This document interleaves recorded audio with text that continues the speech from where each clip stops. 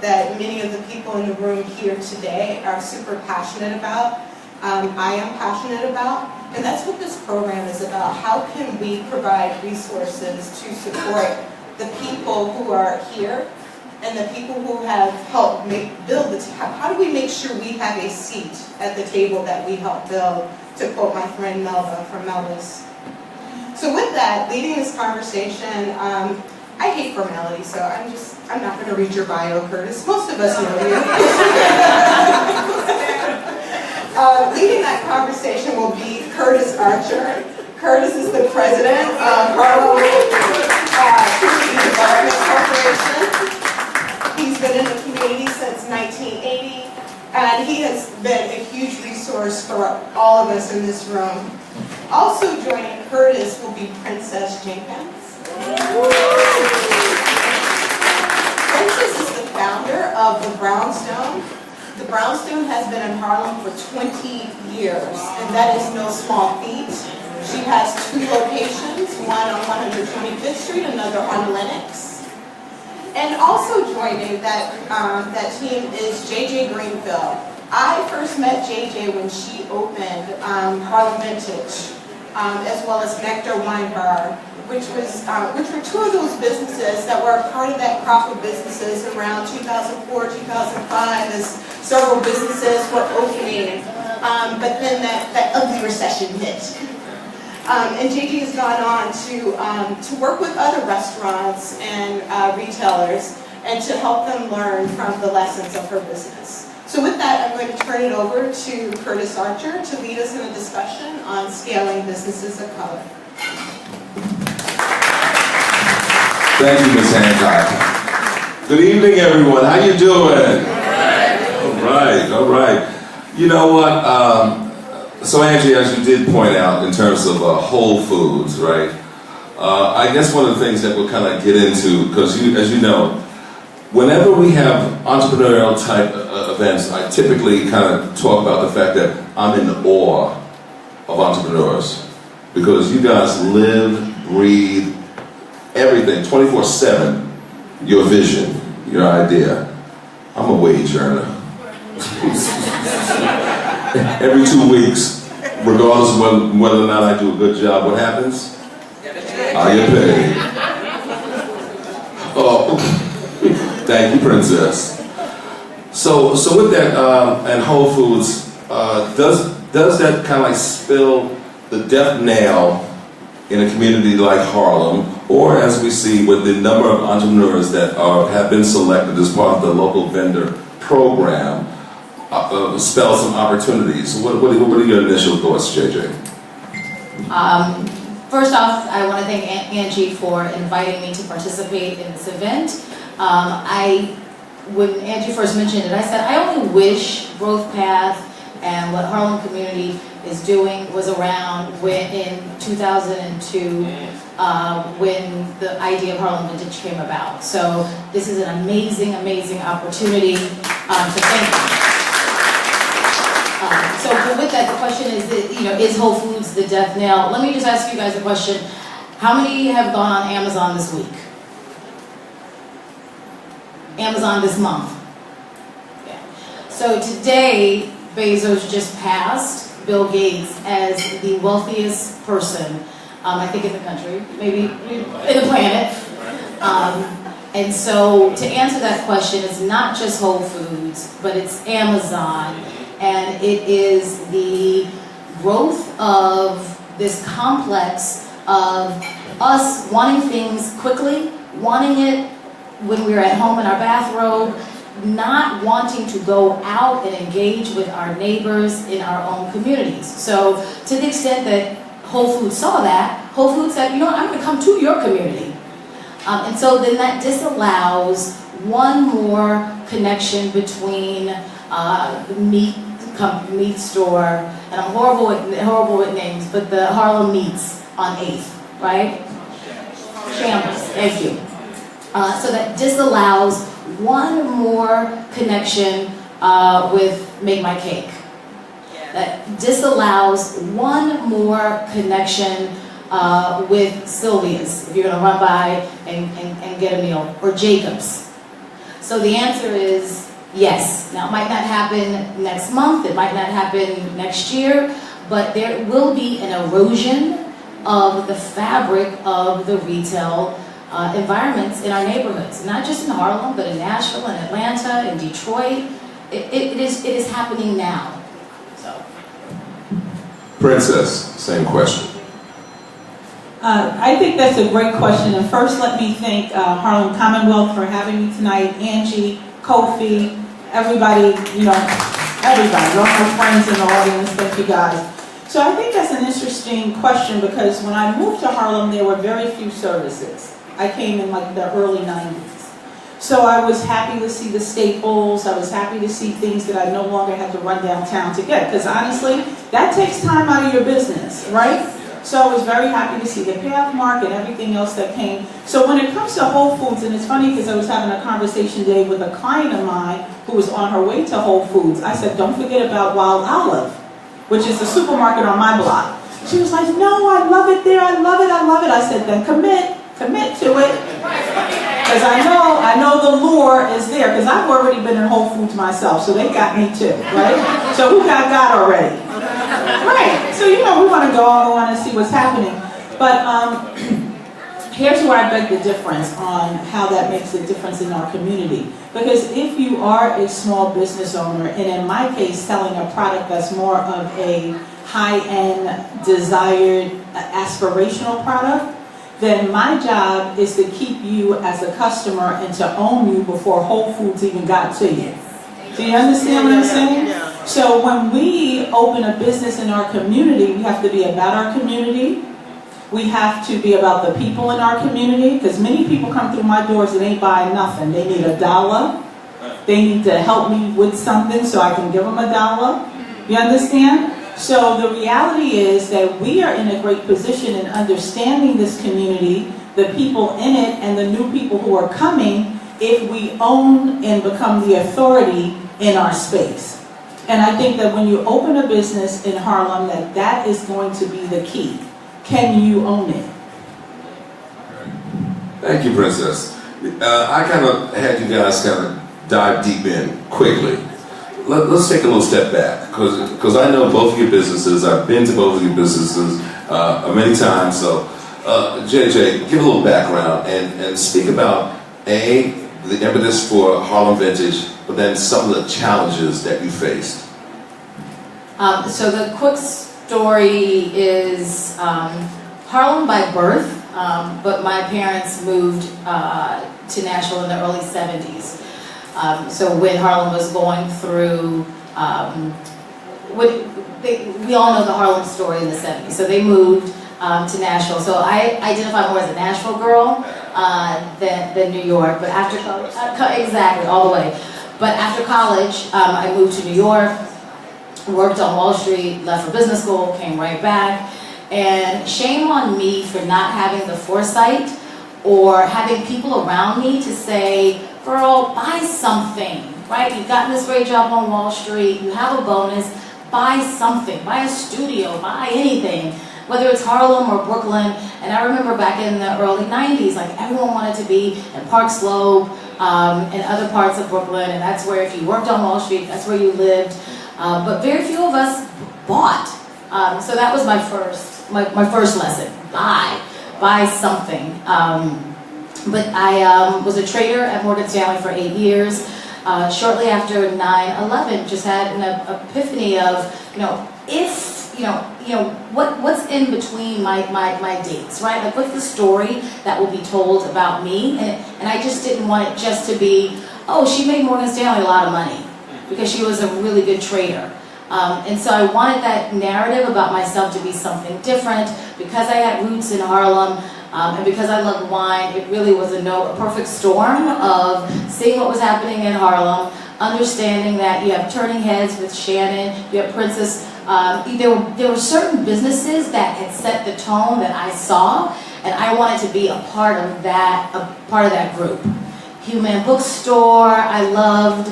And so I was like, I want to be in that environment, and I loved wine. And 2 years later, the idea kind of came about in 2002. Hooked up with a partner, funding, due diligence, and then in '04 we opened our doors. So in 2004, 2008 we opened Nectar. In between those 2 years, I had kids. And so then we can kind of get into the story of how things started to unravel. But I think, the big thing that, if there's any one lesson I can relay is, one, know your numbers. I mean, really know your numbers. And be busy with the things that you as the owner or the founder need to be busy with. I think part of my issue was I loved selling and talking about wine. And if you know me, I can still talk you up a storm about wine. But at the end of the day, whether it's wine or clothes or cupcakes or meat or food or books, there is an underlying product that needs to be sold, and there's numbers that support that. And if you are not intrinsically married to those numbers and wed to the forecast, then you get lost. So that was 2012. And since then, I've added professor to my resume. So I love that role. And so it's just great to be able to use some of those heuristics and those lessons learned and pass them on. I did notice that know your numbers. I saw a CPA in the audience there. Chair. I saw that clap. Very good, very good. So, Princess, tell me your experience there, because I remember you mentioning the whole story of FIT. So I started real early in the fashion industry, worked for a wonderful designer, Vera Maxwell, who was one of the first women to own her own manufacturing in the city. So that was great. And as I reflect now, I realized I worked for women a lot, which was kind of interesting. I traveled early in the garment center. I did Chicago, LA, and Dallas market between the ages of 18 and 21. And I ended up being a production manager and a marketing manager, and then I completely left, and I was about 23. I opened my first retail boutique in Brooklyn, and by the time I come to Harlem, I had a wonderful public speaking career, had done my stint at youth entrepreneurship training, and was in Harlem living here. And after I left my boutique in Brooklyn, I had about a 3-year stint where I actually really lived in Harlem. The first couple of years, I was just on the train and back and forth to Brooklyn. And as I lived here, I thought, oh my God, these women look amazing. I lived in Lenox Terrace, and everybody was fabulous. And I thought to myself, well, where are these women shopping?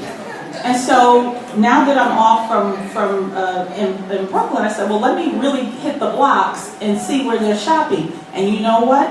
I didn't find one store where they were shopping. And I thought, how is that possible? Where are they going? So I got this bright idea. I opened a little showroom in a brownstone for like 2 seconds, and the girl kicked me out. But that's another story.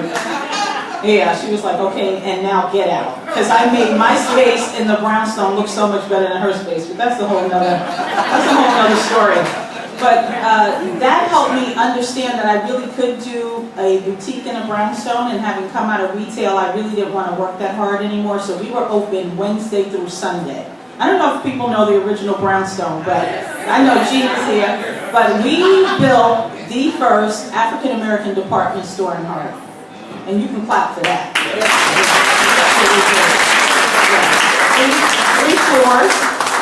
Contemporary women's clothing, accessories, cosmetics, fine jewelry, hair salon, day spa, bridal wear, evening wear. I mean, if you mention it, we had a restaurant, art gallery. I mean, we were really killing it.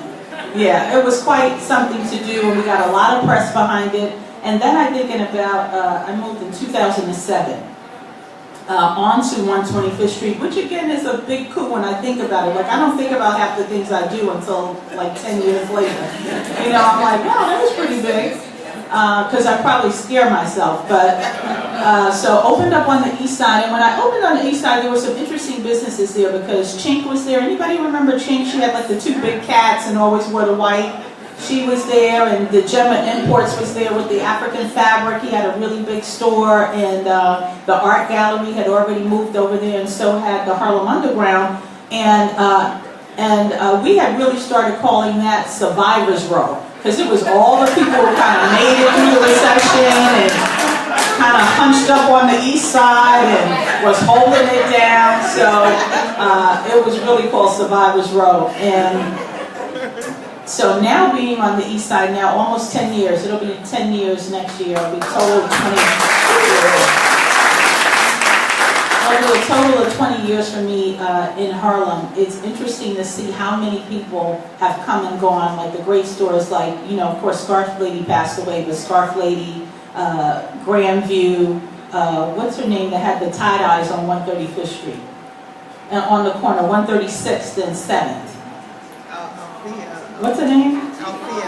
No, 136th and 7th with the beautiful, not Patsy too, but there was another lady. But anyway, I'm just, you know, so the people who were here when I came that are still here is Yvette Petty at Harlem's Heaven, Hat Spot Bun is still here, and maybe, you know, one other person. So we've really seen it shake out. And let me tell you something, there ain't nothing cute about being the only one. I don't know who thinks that. Like I'm still here and it's cute. It's not cute. Because that says that something is wrong with our community, that we can't allow the businesses to continue to grow. There's something wrong with a community that has 9,000 organizations.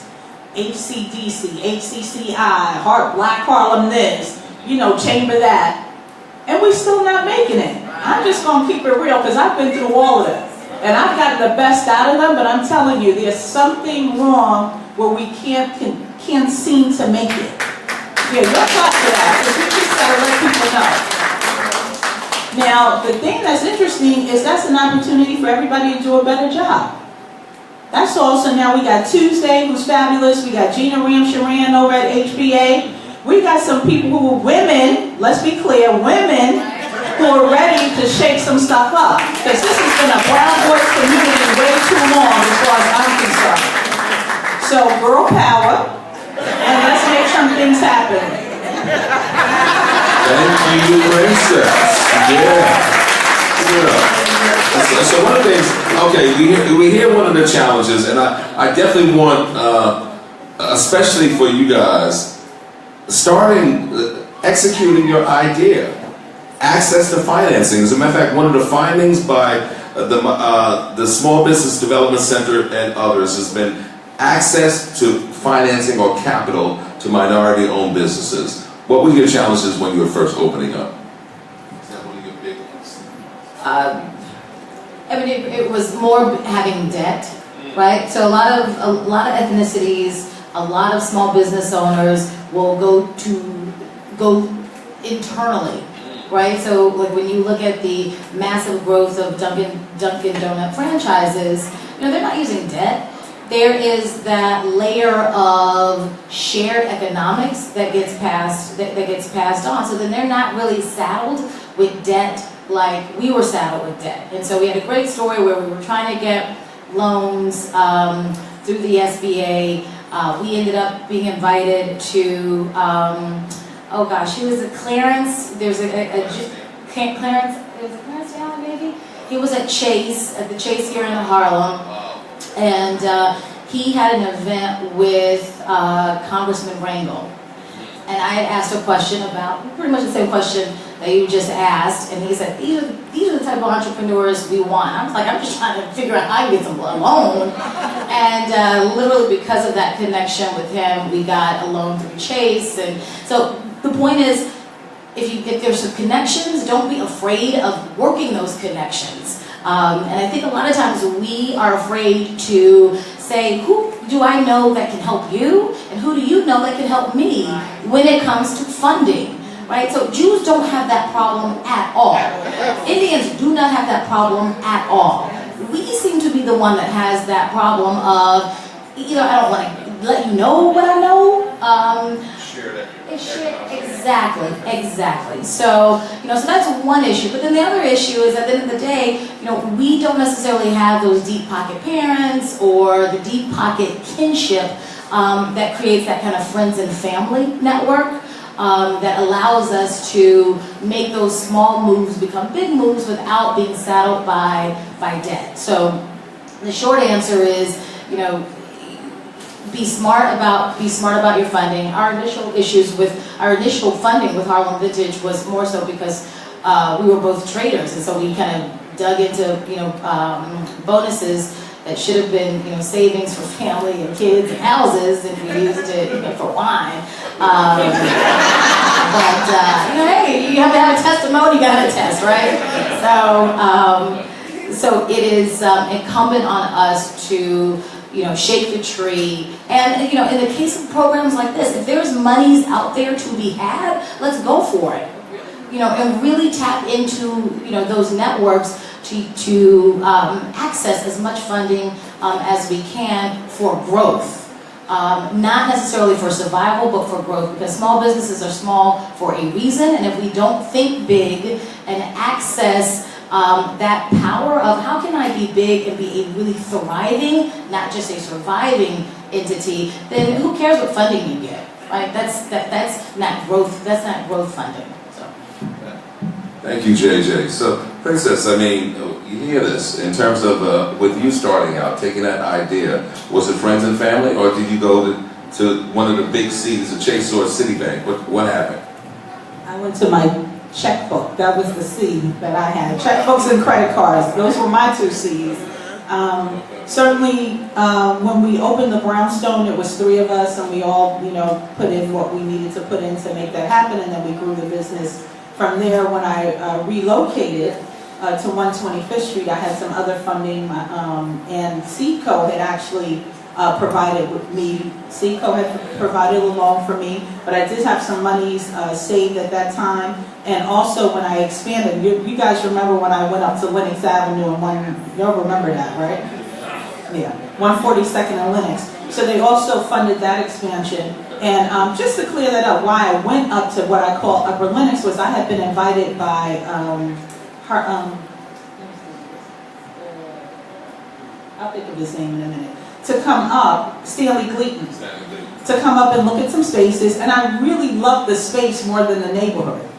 And I took a large space when I went to Upper Lenox, and the build out, and I had a friend who was an architect and all of that, all the bells and whistles in there. And what I found out about the people uptown, even though I thought I was moving closer to them, right? Della North, what's Esplanade. I'm like, okay, listen guys, I'm here, I'm right here.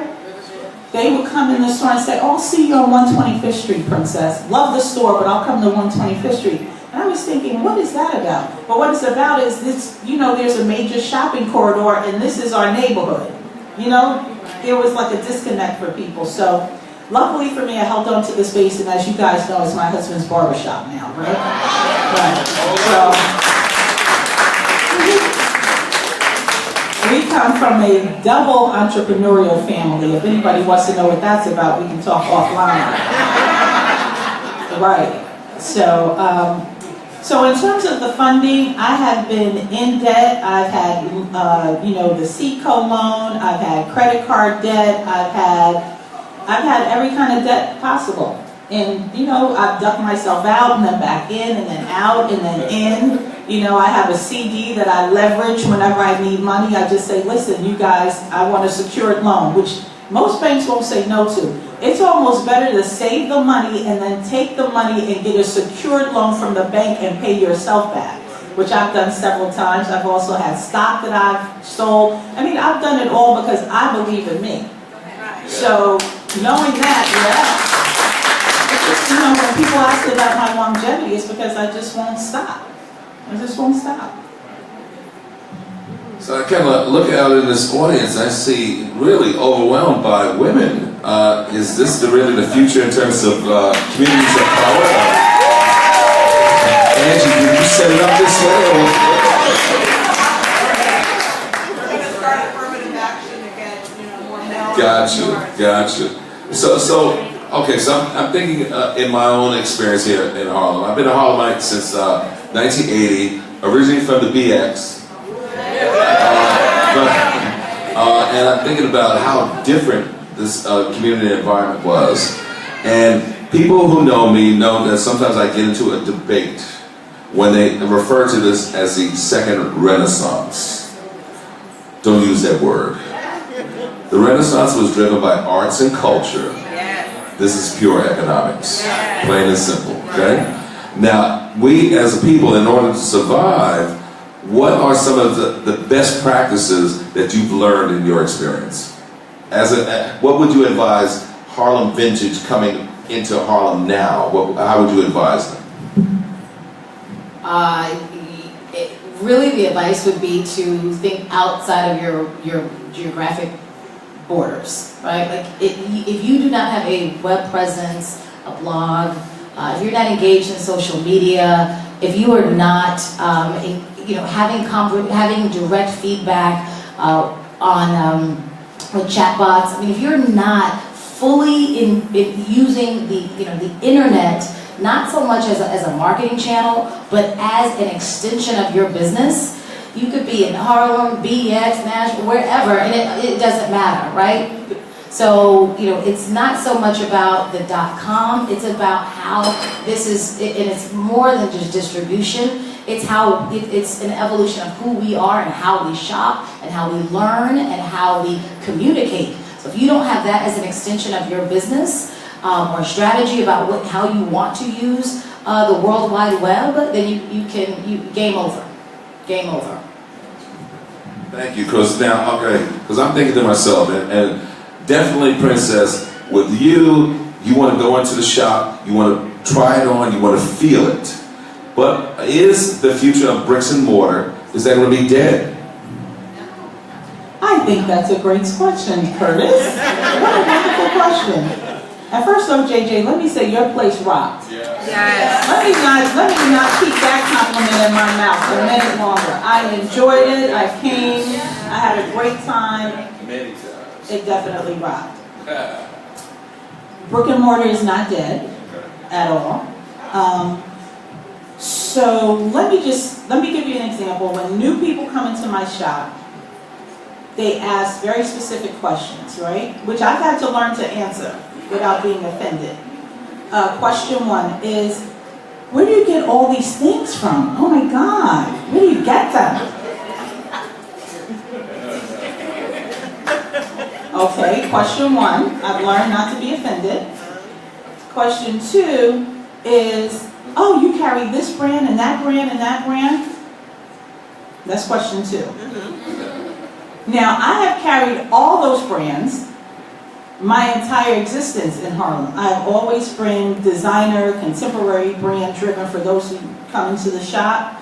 We also have now developed our own collection under the Brownstone label, and now we also do custom bridal and wedding gowns under the Brownstone Black label. So I continue to grow my brand within the brand, and that has been successful for me. Thank you. Now, what I've learned not to be upset about is that question. Because the question for me is it because I'm brown and you're asking that question? Like, I'm thinking, do you go into normal stores and ask, oh my God, where do you get this from? Like off the back of a truck? Like, I'm not understanding that question. But I had a good friend and he said to me, he says, Princess, here's your answer. It's been 30 years of experience. I'm a great shopper. I have a wonderful eye. And I bring the very best to my community every single day. So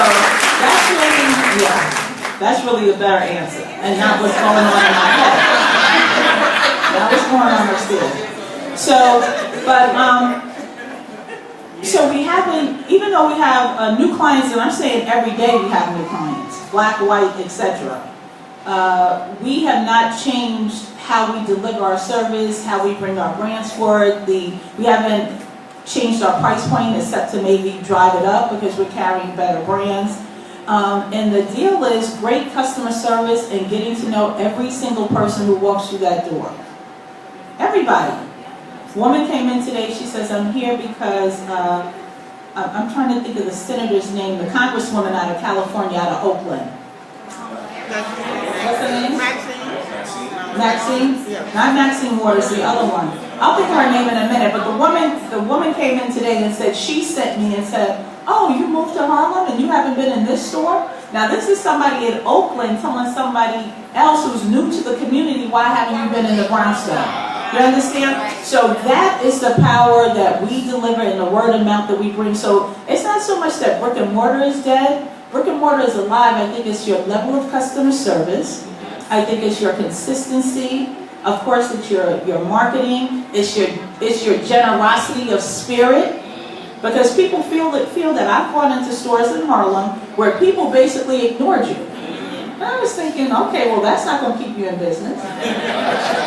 And it didn't keep them in business. No names mentioned. Okay? But it didn't keep them in business. So the reality is, I think you can open a brick and mortar. I think the rent is extremely high. Let's be clear about the rents in Harlem are insane for a small business, and you know about the numbers. You know, how can you make money on $25,000 a month rent? That's just insane to me. My rent is fair, and my landlord is not here, because if she was here, I would definitely have her stand up and take a bow. Like 2 bows, because she's more than fair.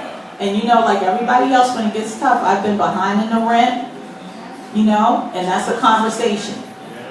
You know, it's a conversation about when is it, you know, here's when it's, she don't even ask when it's coming. She's like, when do you think you can do it, princess? When do you think you'll have it? Okay, honey. So part of why I'm still here is because of people like her who have invested in the community. Now, let me tell you a joke about my store uptown, because they took me to court so many times. I told them, stop taking me to court. Call me, I'm coming. Stop. And they said, well, princess, it's just on automatic. Take me off automatic. What the hell? How can I pay you all and run down the court and try to get an attorney? No, stop doing it. I'm coming with the money. Like, literally, I just had to have that conversation with them. And I think you just have to be real with people. Like, I'm not going anywhere. I get it. It was due on the 1st, and now it's the 30th, going on to the next 1st. Right? Going on to the next 1st. But I'm coming with it. And I'm going to have it all when I get there. So, I mean, I'm just saying that because I don't want you guys to think it's been 20 years and it's been joy. Like, I've gone to court and, you know, just whatever, everything that comes with being in business. I've had a lot of money and then no money and then some money, and I thought I had money that I didn't really have. Just all the things that you're going to go through as a business owner, I've been through, but the thing that you can't beat me on is passion. And I am passionate about what I do at the Brownstone. Excellent, excellent. So, Angie, tell me this. We got time for some questions, right? Oh, excellent. I did see Randy from Sisters. Did you have a question for us, Randy? Yeah, a little bit. Yeah, Randy. Everybody knows Sisters Restaurant, 124? All right. Yeah. So I was hoping that you guys would talk a little bit about commercial rent control and the problems surrounding that issue. As Princess knows, I spent a lot of time talking to Nima, Uptown Grand Central, about the importance of that, and I really believe that that is one of the main reasons that a lot of wealth gets drained from our communities. And we talk about the importance of buying. JJ, right? I'm sorry, I'm not familiar with you. I know Curtis, I went to school with his son. Princess and I are always talking.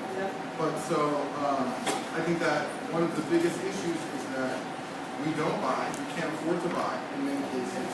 And then you have some of the most prominent and wealthy people in our communities choosing to open up businesses and be entrepreneurs, but without any type of regulated rent control.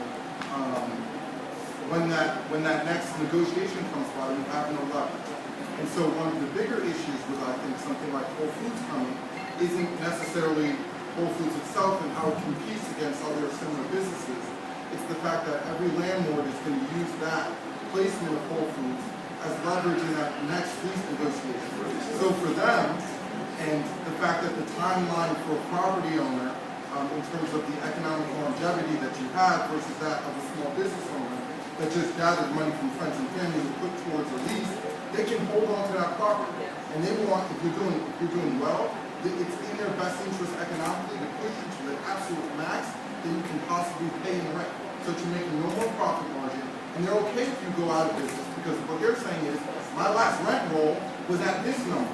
So when Chase wants to move it across from Whole Foods, or another multinational organization that wants to move in, that has less money, or Dunkin' Donuts, that because of the scale of their business, it costs them less to open up than a mom and pop coffee shop, you can't compete.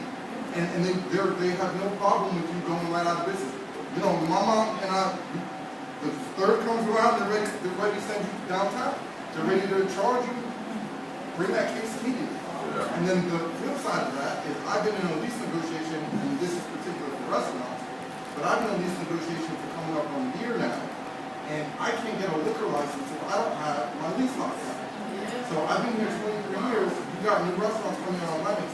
Most restaurants make the majority of their profit margin on beer and wine. How am I supposed to compete with a business down the block that can sell alcohol when I can't? And the government is okay with them keep filing month after month. You just keep paying what you're paying. I'm going to keep shopping out your space to a bigger company. As soon as I find someone better, you're legally out of here. So, I mean, and these are the things that I think the community needs to rally behind.